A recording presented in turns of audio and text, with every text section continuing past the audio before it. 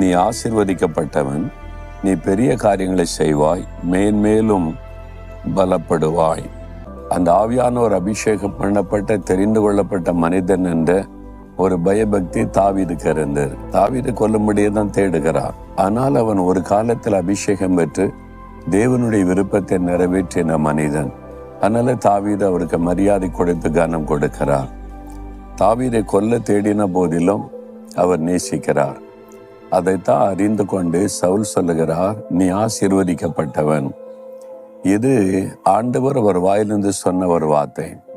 சில சமயம் உங்களை பகைக்கிறவங்க வாயிலிருந்தே உங்களுக்கு ஆசீர்வாதமான வார்த்தை கர்த்தர் கொண்டு வந்துடுவார்.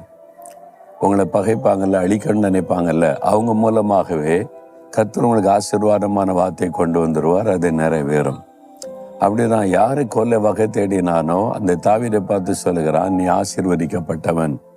ஏன்னா அவனுடைய உள்ளான மனிதன்ல தெரியும், மனசுல அந்த ஆவியில தெரியும், இவன் ஆசீர்வதிக்கப்பட்டவன். இன்றைக்கு தேவ ஊழியக்காரனாகிய நான் உங்களை பார்த்து சொல்லுகிறேன், நீங்கள் ஆசீர்வதிக்கப்பட்டவர்கள்.